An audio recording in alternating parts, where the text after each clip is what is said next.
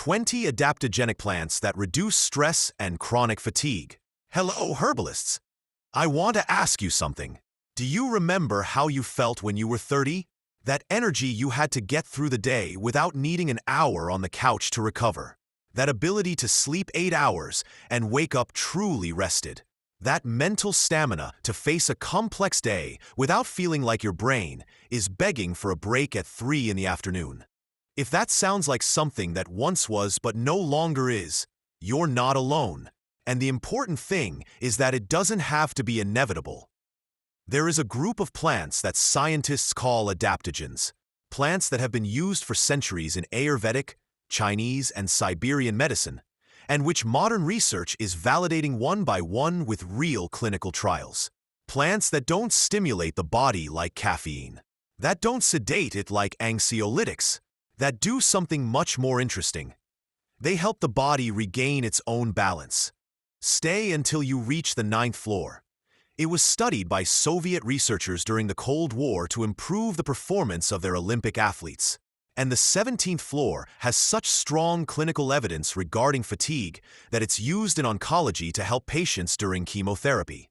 Like this post if you recognize the fatigue I'm talking about. Subscribe. We post every week. There's something that happens after 50 that very few people tell you about clearly.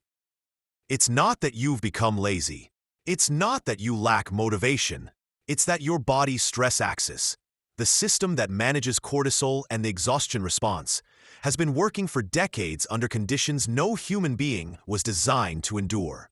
Modern chronic stress isn't the acute stress of our ancestors that lasts for minutes. It's low-level stress that lasts for years.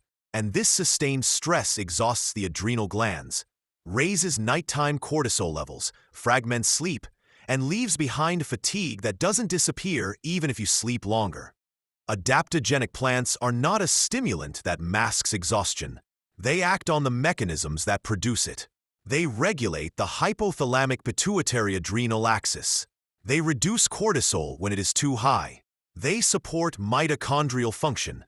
They protect the nervous system from accumulated oxidative damage. That's what we're going to explore today. 20 plants with precise mechanisms and real clinical evidence. 3 things to guide you through this list. First, there is a plant on this list that, in clinical studies, reduced cortisol by 28% in people with documented chronic stress. This isn't some herbalist's claim. It's the result of a randomized, controlled trial published in a peer-reviewed medical journal. Second, one of these plants was used in traditional Siberian medicine for centuries to survive extreme winters with undiminished energy. Soviet researchers studied it extensively in the 1960s and 70s and discovered something that changed Olympic sport. Modern science has confirmed each of their findings. And third, plant number 17 has such a strong safety profile and such well-documented evidence regarding fatigue that oncologists are incorporating it into supportive protocols during chemotherapy. When conventional medicine starts using a plant, something important is happening. Let's begin. Plant number 1, ashwagandha. Ashwagandha is probably the most studied adaptogenic plant of all. It has been used in Ayurvedic medicine for over 3,000 years, and modern clinical trials are confirming what that tradition knew. Its active ingredients, withanolides, act directly on the hypothalamic pituitary adrenal axis, the system that regulates the stress response. A study published in the Indian Journal of Psychological Medicine documented a 28% reduction in cortisol levels in participants with chronic stress after 8 weeks of supplementation. Not a subjective improvement, but a measurable reduction in blood. The plant that doesn't give you artificial energy. It gives back the energy that chronic stress has been stealing from you. Plant number 2, rhodiola. Rhodiola rosea grows in the Arctic and alpine regions of Europe and Asia. For centuries, Siberian peoples used it to survive harsh winters with their minds and bodies intact. Soviet researchers studied it extensively in the 1960s to improve the performance of athletes, military personnel, and cosmonauts. They found something remarkable. Rhodiola enhance performance under stress without the side effects of stimulants. Modern science has identified its active compounds, rosavins and salidrosides, with documented effects on mental fatigue, mild depression, and physical performance under stress. The root the Soviets kept secret for years. Now it's in your local herbalist shop. Plant number 3, Melissa, lemon balm. Lemon balm is one of those plants that almost everyone has or has had at home without knowing exactly what it does. Lemon balm has been used for centuries in European medicine as a mild sedative and anxiolytic. Modern studies have identified the mechanism. Rhamorhinic acid and other polyphenol inhibit the GABA transaminase enzyme, increasing GABA levels in the brain, the main inhibitory neurotransmitter that reduces anxiety and promotes sleep. A clinical trial in the Journal of Nutrition showed an 18% reduction in anxiety markers and a 15% improvement in sleep quality after 15 days of use. In people with stress-induced insomnia, lemon balm combined with valerian has strong evidence of effectiveness. Grandma's plant that turned out to have more scientific basis than anyone suspected. Floor number 4, valerian. Valerian has one of the longest research histories of any medicinal plant. Valerianic acid and valipotriates interact with the brain's GABA receptors, the same receptors to which benzodiazepines bind, but much more gently and without the addictive effects. Valerian doesn't sedate. It restores the natural sleep architecture that chronic stress has disrupted. Meta-analyses of clinical trials show significant improvements in sleep onset time and subjective sleep quality. It's the perfect remedy for those who wake up at 3 a.m. with their brain racing. It's not a sedative. It's the sleep restorer that stress took away. Plant number 5, passion flower. Passion flower has something special that sets it apart from other herbal anxiolytics. It acts specifically on anxiety with an intense mental component. That relentless circular thinking, that mind that keeps processing problems when the body longs to rest. The flavonoids in passion flower, especially chrysin, gently modulate benzodiazepine receptors. A comparative clinical trial showed that passion flower was as effective as oxazepam for generalized anxiety disorder, but with significantly less daytime cognitive impairment. It's the plant for the mind that doesn't know when to stop. For the mind that hasn't known how to stop for years. Passion flower doesn't hold it back. It teaches it to let go. Herbalists, we've covered 5 plants for stress and anxiety. Now come the energy plants, the ones that don't give you an artificial high but restore vitality from within. And among them, the one the Soviet Union used for its Olympic athletes. Plant number 6, Siberian ginseng, Eleutherococcus. Eleutherococcus is not true ginseng, but it shares its adaptogenic effects and surpasses them in some areas. Soviet researchers studied it extensively from the 1960s onward, publishing over 1,000 studies, seeking to improve the performance of athletes, workers in extreme conditions, and cosmonauts. They found that eleutherococcicides improved resistance to physical and mental exhaustion, accelerated recovery, and reduced the negative effects of stress on the immune system. At the 1980 Moscow Olympics, Soviet athletes used it systematically. The results were so striking that Western intelligence services investigated what they were taking. What the Soviets kept as a state secret for years is now available in any herbalist shop for just a few euros. Plant number 7, maca. Maca, Lepidium myeanii, grows in the Peruvian Andes at an altitude of 4,000 meters in extreme conditions of cold, wind, and intense UV radiation.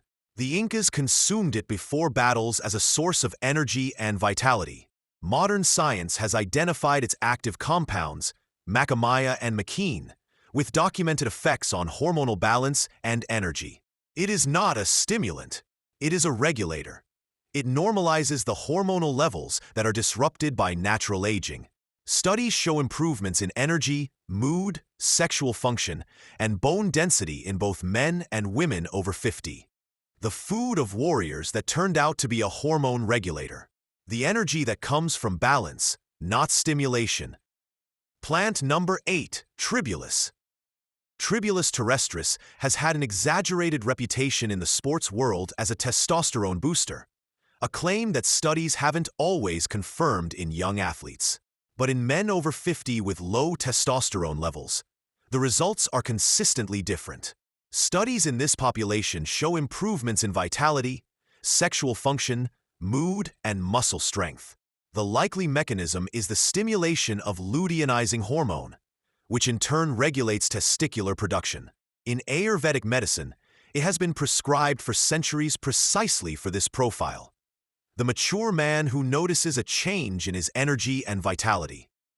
Not for the young athlete who wants more muscle, for the 50-year-old man who wants to regain what time has taken away. Floor number 9, Schisandra. Schisandra has already appeared in the guide to traditional Chinese medicine, but it deserves its own place on this list because it is the most specific adaptogen for fatigue related to liver overload, which is far more common than is generally recognized. The liver manages hundreds of metabolic processes, including cortisol detoxification, blood sugar regulation, and the production of sleep factors. When the liver is overloaded, fatigue is persistent and difficult to explain. Schisandra enhances phase 1 and 2 liver detoxification enzymes. Soviet researchers found that it improved the performance of pilots and cosmonauts under extreme stress conditions without side effects. For fatigue that has no clear explanation, often the explanation lies in the liver, and that's where Schisandra comes in. Plant number 10, Korean red ginseng. Korean red ginseng, Panax ginseng, is the adaptogen with the strongest research base of all. It differs from white ginseng in that it undergoes a steaming process that transforms the ginsenosides into more bioavailable and potent forms. Clinical studies show documented improvements in chronic fatigue, cognitive function, immune function, and sexual vitality in older adults. A 2014 meta-analysis that reviewed more than 40 clinical trials concluded that red ginseng significantly improved quality of life, energy, and cognitive function in older adults. It is the energy tonic that the Chinese emperors were not wrong to value. What emperors once paid fortunes to obtain is now available to everyone, and science confirms they were right. Stop for a moment, herbalists. We're up to 10, and I want to tell you something that I think is important before we continue. None of these plants are a magic bullet, and none of them replace a doctor if there's something that requires real medical attention. What these plants do is support physiological processes that chronic stress, natural aging, and years of overuse have impaired. They don't artificially stimulate. They help the body return to its natural state. And most importantly, the effects are cumulative. You don't notice them in 2 days. You notice them in 2 weeks, and they solidify in 2 months. That's the difference between an adaptogen and a stimulant. An adaptogen doesn't give you an immediate response. It restores a capacity you had lost so slowly that you hardly noticed when it disappeared. The next 10 are the most specific. For brain fog, for digestive fatigue, for a weakened immune system. And plant number 17, the one I promised at the beginning. Plant number 11, lion's mane, Hericium arenaceus. Lion's mane is the mushroom that has generated the most interest in neuroscience research in recent years. Its active ingredients, hericinones and erinacines, stimulate the synthesis of nerve growth factor, a protein that promotes the growth and survival of neurons. It is the only known food or plant with this documented ability in humans. For cognitive fatigue, that mental fog that many people over 50 describe as feeling like they're thinking through cotton wool, lion's mane tackles the problem at its root, the gradual neuronal degeneration that chronic stress accelerates. Studies show improvements in memory, concentration, and mood in older adults. The only food that makes neurons grow. The natural answer to brain fog that no one has ever explained to you like this. Sweet plant number, reishi. Reishi has already appeared in the Chinese medicine guide, but in the context of fatigue, it deserves a different perspective. Chronic fatigue very often has an immune component. A chronically activated immune system consumes an enormous amount of energy. Reishi is the most effective adaptogen for modulating this immune activation. It can boost immunity when it is low and reduce chronic inflammation when it is overactive. Simultaneously, its triterpenes have a calming effect on the nervous system, improving sleep quality without sedation. It is a unique combination that no other plant on this list offers.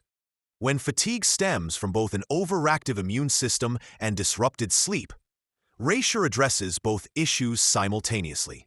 Plant number 13, Muirapuama. Muirapuama, Tycopetalamallocoides, is one of the lesser-known adaptogens on this list and one of the most interesting for a very specific profile: nervous fatigue associated with chronic intellectual overuse. Traditional Amazonian medicine has used it for centuries as a nerve tonic and vitality restorer. Modern studies have identified neuroprotective effects, improvements in memory, and an adaptogenic effect on the central nervous system. A study by the Institute of Psychology at the University of Paris with 102 men documented improvements in fatigue and sexual function in 62% of the participants. The plant that the Amazon knew before neuroscience had words to explain what it did. Plant number 14, Codonopsis. Codonopsis has already appeared in the Chinese medicine guide, but in the context of fatigue, it has an important nuance that deserves further exploration. Chronic fatigue very often has an overlooked digestive component. When the digestive system doesn't absorb nutrients properly, the body operates with a constant energy deficit that no amount of rest can compensate for. Codonopsis acts specifically on digestive energy, what Chinese medicine calls spleen qi. It improves nutrient absorption, supports intestinal motility, and strengthens the digestive mucosa. The energy it releases is not stimulating. It's the energy you were already producing but couldn't utilize. Sometimes tiredness isn't a lack of energy. It's a lack of absorption. Codonopsis solves the latter. Plant number 15, Astragalus. Astragalus appeared in the scriptures of traditional Chinese medicine as an immune-boosting agent. But in the context of chronic fatigue, it has a specific role that deserves highlighting. Many people over 50 who suffer from persistent fatigue without a clear diagnosis have an immune system in a chronically low-level state of activation. This state silently and continuously consumes energy. Astragalus polysaccharides modulate this activation, reduce inflammatory markers, and have preliminary evidence of protecting telomeres, the indicators of cellular aging. The philosophy is preventative. Don't wait until you're sick to take action. Energy that is built up before it is lost is much easier to maintain than energy that is tried to be recovered afterwards. Herbalists, we've covered 15. The last 5 surprised me the most when I studied them. And the 17th plant, the one I promised at the beginning with clinical evidence in oncology, is about to arrive. Plant number 16, Spirulina. Spirulina isn't strictly an adaptogenic plant, but it earns a place on this list because many cases of chronic fatigue have a nutritional deficiency component that even the most careful diet can't fully resolve.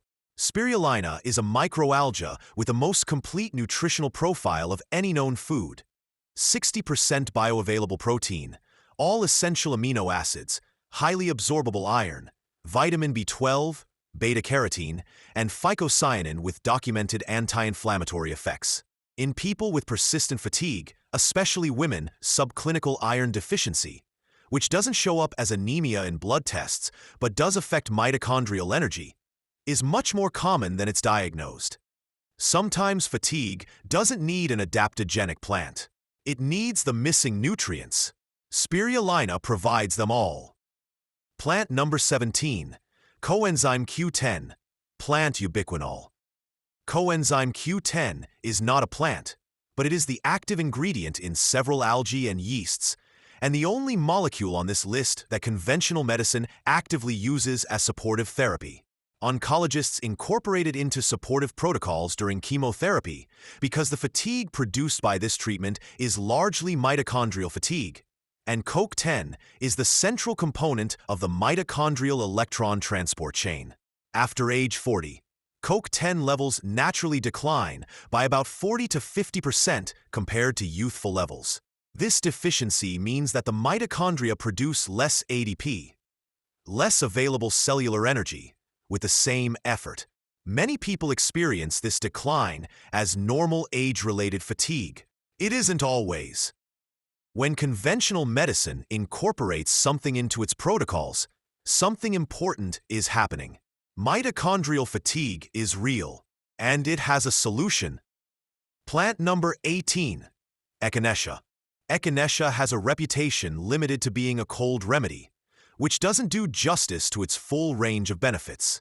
The most relevant aspect in the context of chronic fatigue is its effect on the immune activation and recovery cycle. People who frequently catch colds 3 or 4 times a year and who never fully recover their energy between episodes have an immune system that doesn't completely clear infections and remains in a state of residual activation that consumes energy. Echinacea, used in cycles rather than continuously, improves the efficiency of the immune response and reduces this residual activation state. For those who never fully recover, Echinacea helps the immune system close the cycles it leaves open. Plant number 19, Lavender. Lavender is the plant on this list that we most underestimate precisely because it's so readily available. Linalool and linalool acetate, its active ingredients, have a well-documented pharmacology on the central nervous system. They inhibit serotonin reuptake similarly to some mild antidepressants and inhibit voltage-gated calcium channels in neurons, reducing neuronal excitability. An oral lavender extract called Silexin, approved in Germany as a medication for anxiety, showed comparable efficacy to lorazepam in clinical trials, without dependence or daytime sedation. For fatigue caused by fragmented sleep of anxiety origin, lavender, both inhaled and in oral extract form, is one of the best documented interventions. The garden plant that turned out to have the pharmacology of a medicine, and that has been within reach for centuries. Plant number 20, ashwagandha. The return to the beginning. We return to the ashwagandha we started with. But now that you've explored 19 more plants with me, you understand something you couldn't grasp at first. Ashwagandha doesn't work alone. None of these plants truly work alone. Chronic fatigue after 50 doesn't have a single cause. It has a system of mutually reinforcing causes. Stress raises cortisol. Raised cortisol fragments sleep. Fragmented sleep depletes mitochondria.